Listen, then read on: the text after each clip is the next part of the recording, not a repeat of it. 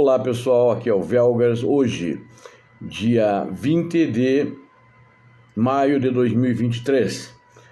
Vamos falar hoje do plano da contraofensiva ucraniana nos territórios ocupados pela Rússia.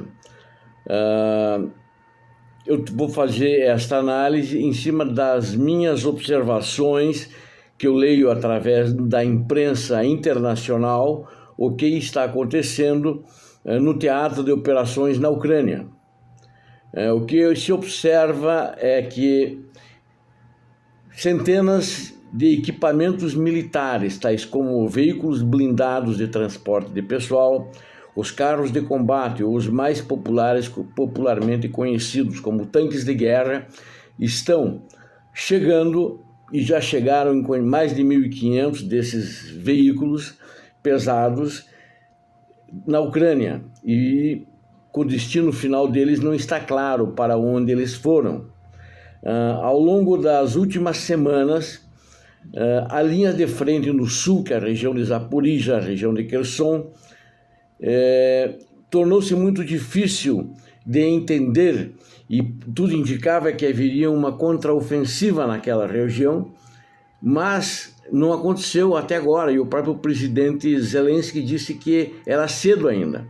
Mas na realidade, na minha análise, ela fica difícil porque houve muitas chuvas, e o terreno não só naquela região, mas como em Donbass também, como também no Nordeste, ali na região de Kharkiv, está muito enlameado, então é muito difícil a progressão dos veículos pesados, e isso pode fazer com que acabe encalhando em combate e seja um alvo fácil para os criminosos russos.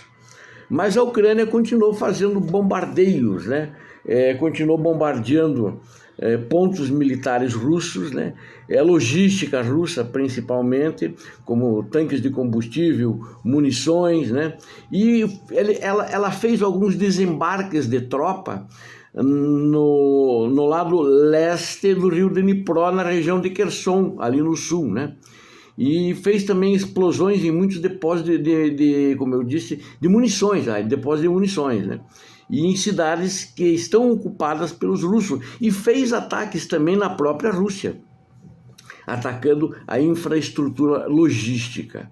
E também fez ataques de helicóptero, lá em Zaporizhia. Ou seja, então ela está movimentando, e a impressão que se dá é que ainda está numa fase de preparação desse ataque, dessa contraofensiva contra a Rússia. Ou seja, muita gente diz, já começou, mas na região de Bakhmut, ali no leste, eles avançaram. Avançaram já a partir da semana passada, quinta e sexta avançaram bastante, a partir da semana passada, eles empurraram os russos 20 quilômetros quadrados para frente, na região da periferia de Bakhmut, e ontem mais no entorno da cidade eles também empurraram as tropas russas, deixando o grupo Wagner à mercê de ser cercado pelos ucranianos. Então esses sinais, eles ganham uma força como que eles estivessem moldando as operações, ou que talvez fossem as primeiras operações, embora que isso é negado pela Ucrânia, de que oficialmente a contraofensiva ainda não começou. Tendo em conta o volume de equipamento que eles receberam, que é grande, o aconselhamento, que qualquer especialista militar daria, ele diria que o importante é surpreender o inimigo, E essa, eu diria, é a contraofensiva menos secreta. Todo mundo sabe que vai ter, embora que os russos não sabem exatamente onde vai acontecer e como vai acontecer. Tanto que os russos deixaram de atacar em outras áreas, a não ser em Bakhmut. Eles estão na defensiva. Eles se entrincheiraram, construíram trincheiras e fortificações para tentar defender o território que eles até agora estão ocupando. Então o anúncio dessa contraofensiva, ela está de quem? Quem vai mandar é o presidente da Ucrânia, Volodymyr Zelensky, e eu acho que ele vai fazer isso, ele vai dizer que essa operação vai fazer isso no decorrer de como as coisas estiverem acontecendo e os terrenos estiverem em condições mais propícias, não como a lama que está terminando agora já por causa do excesso de chuvas que houve.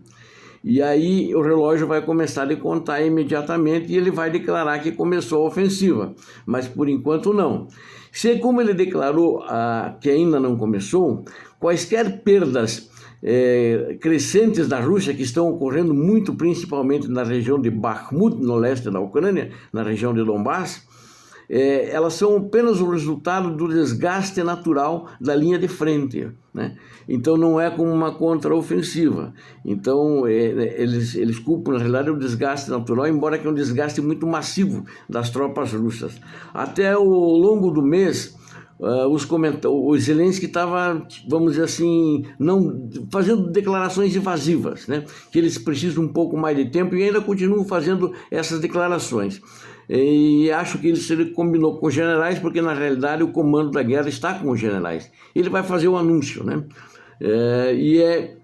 Então o anúncio da contraofensiva, embora que alguns disseram quando esse terreno foi ganhado agora a partir dessa semana passada, agora em Bakhmut, não, de fato não é o início da contraofensiva, é uma coisa local para romper o ataque russo e tentar empurrá-los mais para trás de Bakhmut.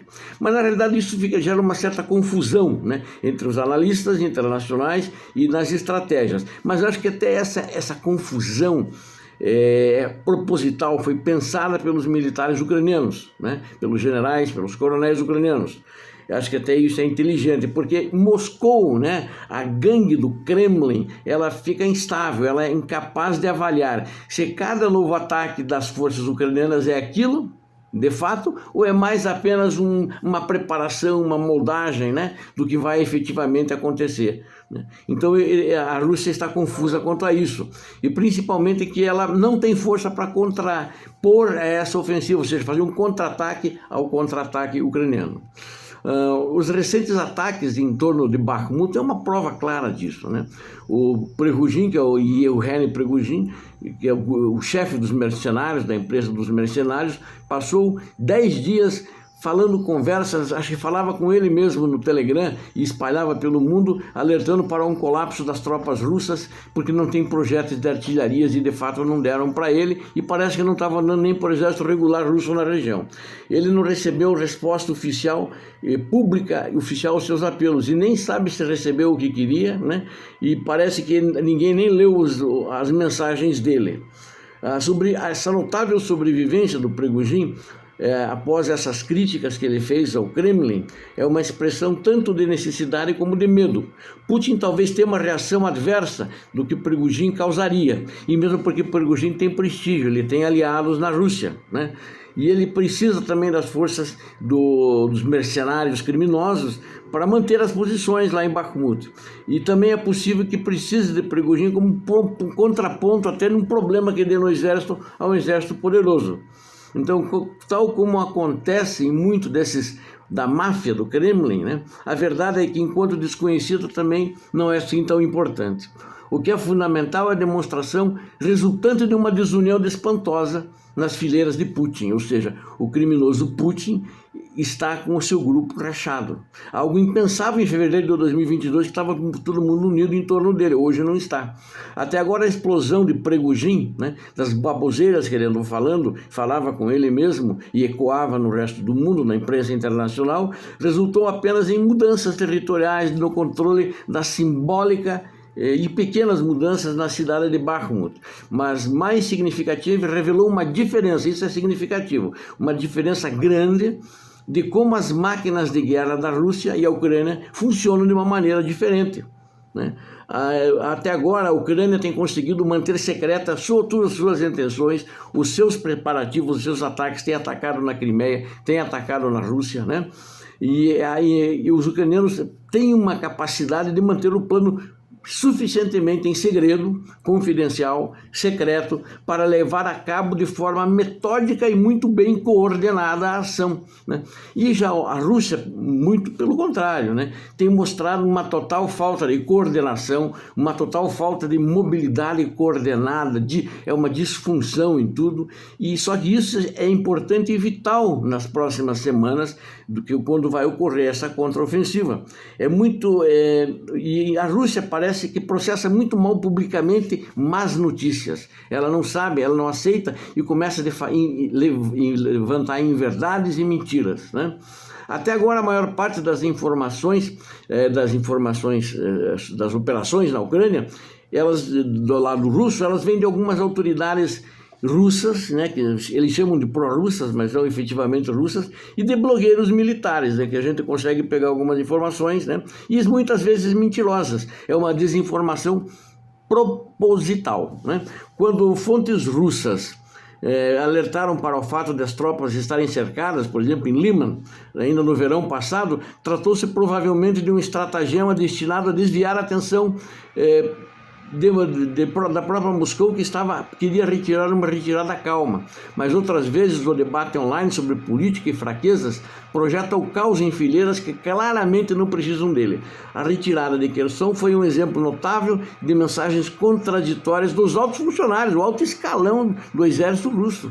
Mensagens muito contraditórias, e aí eles correram, fugiram de bandada.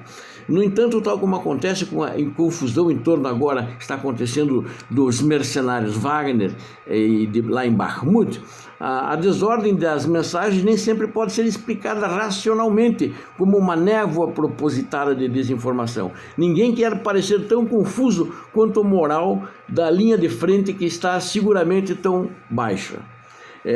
Nas próximas semanas é provável que a gente vai assistir uma confusão sobre a Ucrânia está a fazer. Os ataques contra alvos russos específicos e importantes, mas no interior do território ocupado, podem aumentar em ritmo e ferocidade, que agora aconteceu. Alguns ataques que achavam-se que já era ofensiva, que ela atacou muito pesadamente, a Ucrânia atacou locais das instalações da horda russa em Lugansk, né? Ali na região de Donbass. Ainda também a gente vai ver muitas coisas falsas entre a Ucrânia na linha de frente, né? Lá é uma fronteira, uma linha de frente praticamente de 1000 quilômetros, é uma enormidade. A oeste, a Ucrânia tem que fazer com que Kherson, a parte ocupada de Kherson, continue a parecer vulnerável a um ataque anfíbio, né? Ela tem que fazer isso com certeza, de maiores dimensões através do rio Dnipro. Então os russos estão com medo ali, é um lado que eles têm certa fragilidade.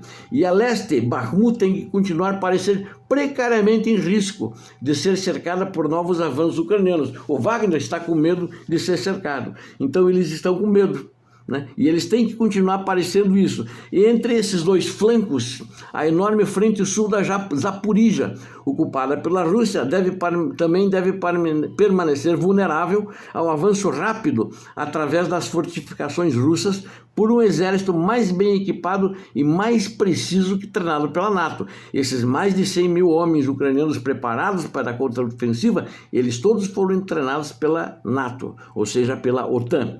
Moscou não pode se dar ao luxo de perder em nenhuma dessas três frentes. Vejam bem, é um outro dilema do gangster Putin. Contudo, ele vai ter que acabar escolhendo. Ele pode estabelecer alguma prioridade, né, dentro do teatro de operações. E essa prioridade pode vir a ser o primeiro risco da grande derrota estratégica nessa contraofensiva ucraniana mais alargada para Putin. Se perder qualquer um, vamos chamar assim, dessas frentes de ocupação, tudo parecerá mais frágil do que quando o Putin e sua gangue vai ter que admitir, por qualquer razão, que tinha sido atacado por drones no coração de Moscou. Uma perda pública estratégica poderia fazer com que as fileiras russas corram o risco de entrar em pânico e colapsar, como aconteceu em Kherson, que eles saíram correndo da própria Kharkiv, na cidade de Kharkiv, ano passado. Os comentários mais reveladores de Zelensky sobre a operação foram talvez o apelo que ele fez renovado e flagrante a mais armas ocidentais. Ele disse que a vitória estava assegurada, mas que seu melhor equipamento, mais vidas ucranianos se salvariam, porque com melhor equipamento. E é isso que ele disse, que está esperando mais equipamento para começar essa contraofensiva. Este é um princípio fundamental da campanha da Ucrânia, e aí eu vejo que a postura do líder Zelensky é boa, é diferente, porque ele se preocupa com a vida, ele se preocupa com a vida ucraniana, né? Ele se preocupa com a vida do seu povo. Agora, ao contrário, para os russos, como vocês viram em muitos vídeos, e mesmo na imprensa que vocês devem ter visto, essas vidas são significativas, mas os ucranianos aceitam a perda das vidas mais do que seu inimigo.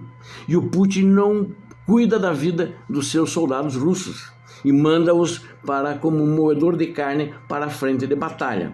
E um ataque frontal contra posições russas enfraquecidas, onde as cadeias de abastecimento, o comando e o moral já estão fracos, isso é muito notado, né? Toda a inteligência ocidental já notou e já divulgou isso.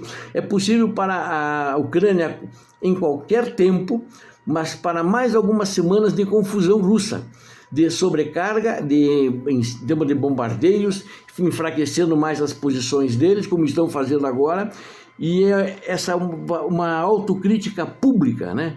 Irão reduzir o custo humano final para os ucranianos.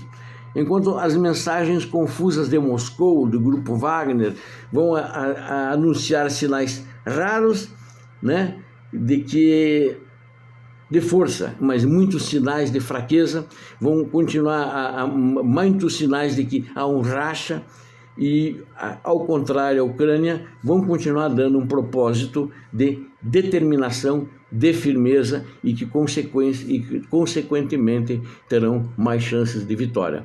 Obrigado a vocês que assistiram a esse vídeo. Deus abençoe a Ucrânia, Deus abençoe o Brasil, paz e bem.